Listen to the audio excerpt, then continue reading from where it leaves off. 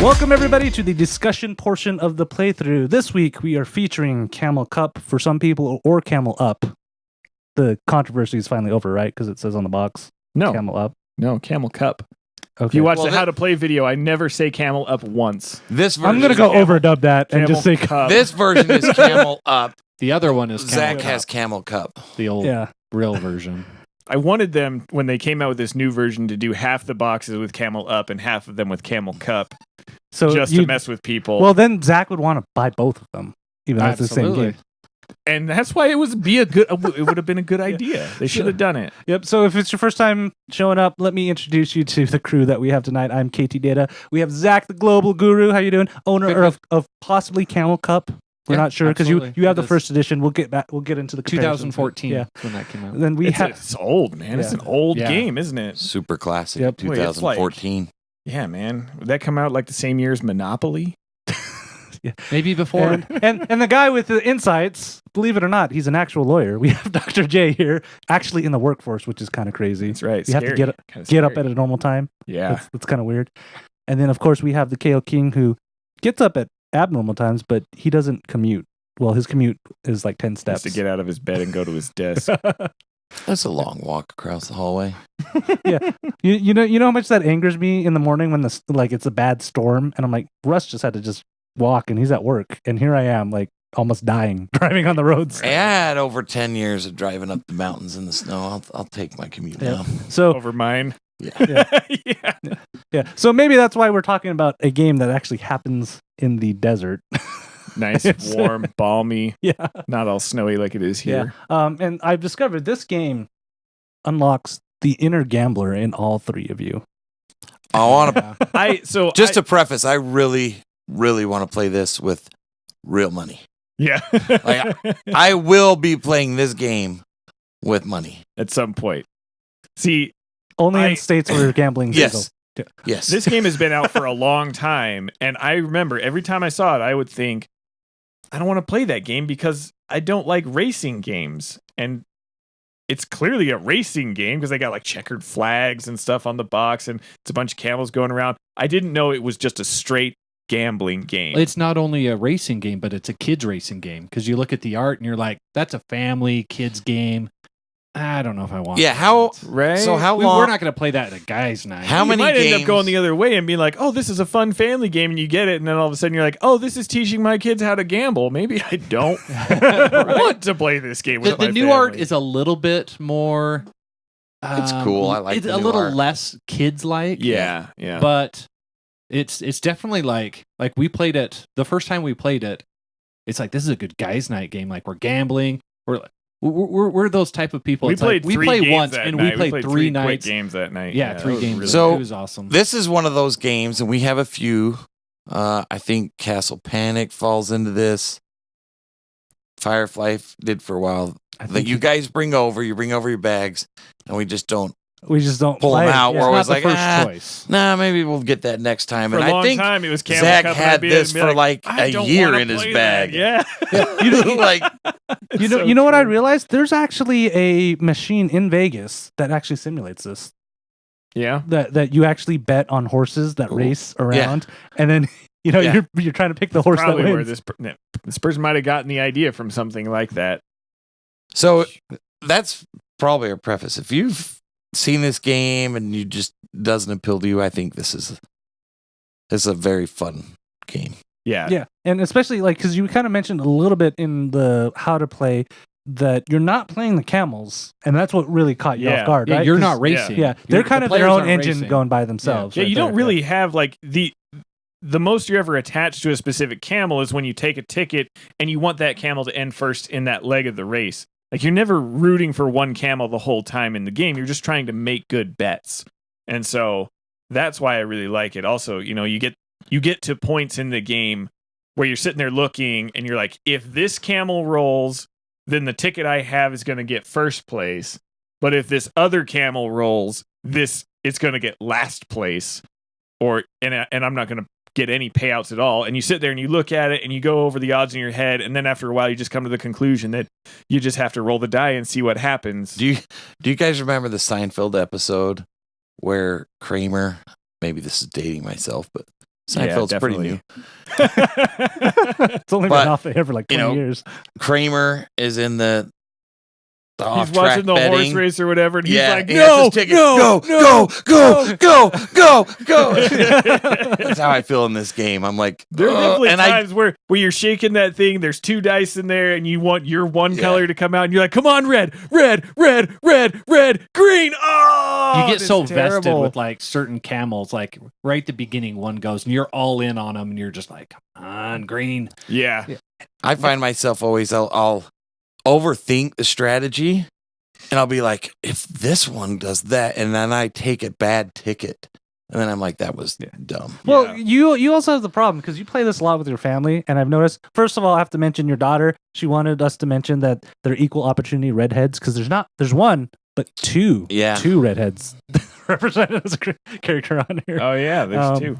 So she wanted to mention that, but her strategy is, I'm just going to roll every single time. Yeah. So you can actually play around that because you're getting information each time. Like when we play the game, we play it more cutthroat, and you don't want to roll the dice because if you roll the die, the next person is going to have more information to make a good bet. And so you sit there and you're like, either I roll the die and he's going to get a good bet, or I gamble and take a ticket now and hope that it'll be a good bet in the end. And those, I think, are what makes the game the best. That tension where it's like, oh, I'm going to do something that's not rolling the dice so that I don't want to provide that information. And you kind of delay it, whatever, putting tiles down or taking a bet. Similar tension you get when you're like re-rolling a giant casino in Lords of Vegas. It's absolutely it's the same. It's the same thing when you're sitting there. And like in Lords of Vegas, where you're rolling a bunch of dice and it comes down to 2 people, and one of them has a single die in a casino that's 9 tiles, and the other person has 8 of them, and you end up taking the casino. And it's like, yeah! And it all comes down to that one roll. Like very often, this game comes down to 1 die roll, and it's really tense. I remember like the second game or something we played, maybe it was the third one we played. The green camel had made it halfway around the track at the end of the first leg. And was way ahead. It piggybacked off of 2 other camels and then took another lead, and it was way ahead. And so I ended up betting that the green camel was going to win, and it got dead last because it moved like 1 space, and then it hit one of those -1 spaces, and then the other camels caught up and then just piggybacked right past it. And it went like 2 more spaces the whole game. And I was like, oh, man. Well, it's that funny was such a good bet. Talking about strategy in this, but really the whole strategy is play the odds best, right? I mean, it's a complete luck game. I mean, you're taking one of these, and sometimes there's certain things where it's like, that one has a near 0% chance. So you just play the odds and be like, that one, they both have 50-50 chances. I'll choose this one. And if you choose right enough, you're going to win. If you don't, you usually lose. Which I wanted to ask you about that because you are Mr. I like to be consistent and know I'm getting out of my games. Like, how do you feel about this one here? I absolutely love this game. I don't know why. Like, I don't know if I just know that I'm throwing out all strategy because I have no control almost on any of it. Because coming down to when you go first, when you are drawing things, or when you want to roll, it's just fun. I think that's what kind of takes away that stress of the strategy. The strategy's there and it's fun, but it is just what die comes out on what number. And I think, you got that. It's like a 20-minute play, 25-minute play. Yeah, we got 3 so plays in one night. So it's like, we'll play again, and eventually. And for me, which is not good, like I said, I want to play it with actual money. Which doesn't make sense to me because when we played it the first night, I won the first game. It's like, Zach won the second game, and every time you're like, "No, I gotta play again." It's just like gambling. It really scratches that gambling. Really does. Well, this might be good because you see Russ's other vices. If he's not gambling with money in this, he's probably buying a new board game or buying another Keyforge deck. True. So this may curb we should off. Definitely play this game with money, and I'll just take that money you would spend on buying all those board games. I think that's true. A solid. So I do, in comparison to the old edition, I like the addition of the crazy camels, even though they don't come up a lot. But they're threatening. When they get in there, it adds another layer. I actually struggle with the crazy camels because in our playthroughs, we played the old one, and it didn't have those. And I kind of liked not having that extra die because I liked knowing that all the dice would come out in a round. See, but it really like makes them luck not even like, more. I don't like it. I like that there's one of these camels that's not going to move. I don't know if I like that. Maybe there's one of them because the black and white camels might not move, and all these colored ones will move. But yeah, I don't know. I like them both. I think that they're both fun ways to play, and you could easily play without. You could easily take them out, take the gray die out, and play a normal game, and that would be fine. Normal? Yeah. I mean, the old version. Why the classic Camel Cup? So, classic version. Play Camel Cup. You can play Camel Cup. Yeah. What do you guys think of the components? The different. Yeah. So that's what I kind of wanted to ask you guys about, like, because you have the first edition. This is the one you guys are seeing right now. Is the second printing, right? Yeah. So it took all that time for us to finally get it to the table. We get it to the next table, and I like Russ owns it within a week. Like maybe within 3 days, he owns the game. Yeah. So like the family loves it, so it's actually got quite a bit of play. I will say this one has this funky little palm tree pop-up thing. I do enjoy that. It's cool. It's built into the board. It does have no function to the game. It does. We're in Egypt, and it kind of like obstructs one player's view. Which I love it. That's why I love it. You know, it's awesome. It should be like a little shorter. It's kind of a cool addition, but totally unnecessary. But yeah, that was the first thing I noticed. I was like, ooh, it has a pop-up on it. When we were doing the how to play video, I was talking about betting on the last camel, and I was like, they can't see this spot over here because of the palm tree. Yeah, I need to build little platforms over here. But the pyramid is much nicer because in the original one it was cardboard and it seemed about just as clunky to try to get him out though. Yeah, this one works a little bit better, but the first one, the other one has wood. Nice. Camels. Yeah, these are plastic, right? These are plastic, but they're solid plastic and they're somewhat they're hefty, good heavy. So I think these are probably a draw. Unless you really like wooden stuff, it's kind of cool. The coins are nicer because they're plastic instead of cardboard. And then I think the cardstock on this one's a little bit nicer, right? Yeah, than the original one. It's a little bit nicer. Yeah. I'm a big fan of the components, and the box actually has a spot for everything in a little tray. It's really nice setup. Yeah, this is one of the few games that we don't have to put the disclaimer saying that yours will look different because Russ painted this one. Well, I have been wondering about dipping the coins. I know, but we had this discussion. It was like, it's too clean, right? It looks too clean to dip. We need metal coins. We could use, I don't know, 50-cent pieces, dollar coins. Sand dollars. Silver dollars. Can I use Canadian coins? Yeah. I mean, that's the easiest way to That's the easiest way to fix, Yeah, but you want to keep the coins that we use. You know what? We should start a casino down in Vegas and do like in Vegas Vacation. If you guys remember that casino he goes in, if you recall that, they're doing like rock, paper, scissors and stuff. Camel Up. Right. So this one has more characters, right?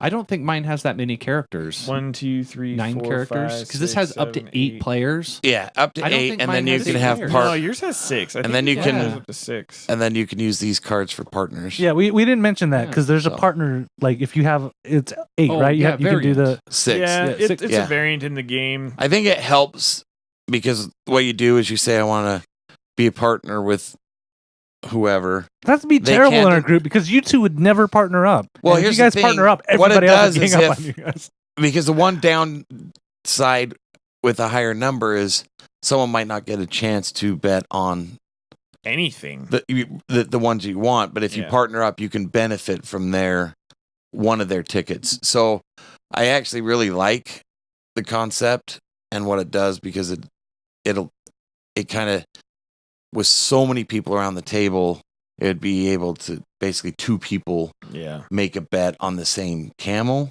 but we've yet to play with it. Yeah. So is this considered a variant or is this part of the game now? It's part of Camel Up. Right. Camel Cup, there is a promo of a black one. I believe he's called a referee. What does he do? I don't remember what he does. Probably that. Probably transforms Camel Cup into Camel Up. Well, no, these are crazy. The other guy, if he's a referee, he may have vision problems. Yeah, I know we've made jokes at it, but it is pretty weird that this game was like 2014 and it feels like a classic already.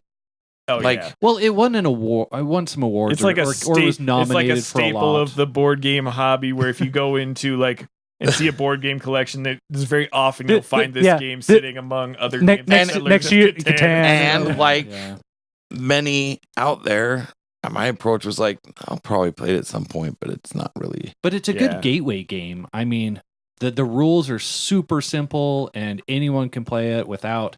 I mean, because a lot of people are turned off with strategic stuff. Yeah. This is just a party game, you know? Yeah, and it it's really when you is. just get together and have fun, and you win, lose, you gamble, and it's, you know. Yeah. It is a lot of fun. You can play with high player count, and it really does get your juices flowing when you really want that camel to do well. So I think all those things really help draw newer players into the game. And it'll really help draw them into the hobby. Yeah. It's good interaction too with each other. Yeah. You know, it's like I'm going for red, you're going for green, and we're both like anticipating what this roll is. And like, well, I think our last game was decided on which die came out when Tiankum rolled because you had your money on one. Well, and I had we money thought it was decided by that, but it actually didn't matter because I still ended up losing, even though my camel ended up winning. No, I had red that round. Remember? Yeah, and you took it. I took purple, and purple ended up winning, and you still ended up with more money. But I had two cards on. Yeah. So you can imagine our playthroughs. And by the way, if you guys want to watch some of our playthroughs or watching us record some of our episodes behind the scenes, head on over to twitch.tv/KTData. And we usually will stream our behind the scenes. Like you could have seen that game, which consisted of Russ and Jared yelling at each other, why didn't you roll? Because I need the information, and the other person insulting them. It kind of, to me, at that point, feels like when I'm playing a worker placement game, and I'm like, I gotta be able to keep placing. Save my workers. I gotta save my workers. I gotta do an action. Late game in the Godfather when you use it. It's a lot like the Godfather sometimes. So, I mean, we had one play as a family that was kind of a dud, but that was just because the anomaly of a lot of camels rolling high. I mean, it was still a fun play, but it was like 10 minutes. That really was the downside of it. Really, really short amount of time, and they can take a really long amount of time depending on how far the camels are moving. But I don't know if I've had this game come out to the table and we've just played once. Yeah. I think it's always been like, oh, we just finished. Let's do another one. It doesn't take long. Yeah. So today. Yeah, we'll have to record the episode. Everybody wants to hear that. It happened. So we want to play again. Yeah. So Jared, rulebook wise, would you rate this rulebook? So I only read the rulebook for Camel Cup. So I will tell you, we sat down and it took me like 10 minutes maybe to read the whole rulebook and explain the game and for us to get going. So it seemed really clear. I don't know that we had any outstanding questions or anything. It was pretty straightforward and really easy to learn. But to fully comprehend, I think it took it's like 2 at least pages. one leg. Yep. Yeah, the rule book is like 2 pages. As our lights go out. So I did enjoy that the pyramid, there's a whole picture instruction on how to right. How to use it. Yeah, you got to shake it like this because there's only one. Yep. It's a good, simple. The rules are pretty straightforward, pretty easy to teach. 5-7 minutes to teach, get a leg in, everything's good. Yep. Yeah, so you guys can see that our light's running out, so we should wrap up this episode right here. Right. So final thoughts on the game before we go. I love it. I think it's a really fun gateway game. It's got, like I said, it gets your juices flowing. It really hits the spot of that like gambling game like Lords of Vegas. So if you like that kind of thing, I definitely pick this up. I don't know that I could see playing this game with anybody and them just straight up hating it. Well, if Zach doesn't hate it, that's always a good sign. Yeah. It's one of those good, what do you call the games that are like you play in between other big filler games? A filler game. It's an awesome filler game because it's short. Setup's pretty quick. Setup is super quick, and it's fun to get your kind of, juices flowing. Yeah, I'd say if you haven't tried it yet, give it a try. No, I can speak from experience. I pushed off trying it, didn't think I'd like it, but it's great. It was one of those where I judged a book by its cover, and for sure. Yeah. Yep. So we want to hear from you guys. Is it Camel Up or Camel Cup? Let us know in the comments below, or your thoughts on the game. And always, like I said, hope you guys join for us our live streams. It's mostly every Friday nights around 7-ish Mountain Time. Twitch.tv/Ktdata. Even if you don't want to watch live streams, if you have an Amazon Prime account, my goal is to hopefully get 10 subscribers every month to the channel. If you have an Amazon Prime account and you're not using your Twitch Prime sub that you get for free, it's included with your subscription, head on over there and use it there, and you'll just help the show get better, and we won't have lights go out in the middle of our episode. And of course, if you want to see our previous episodes, head on over to theplaythru.net. That's THRU, like drive-through.net. And thank you guys for watching, and we'll see you next time on the Playthru.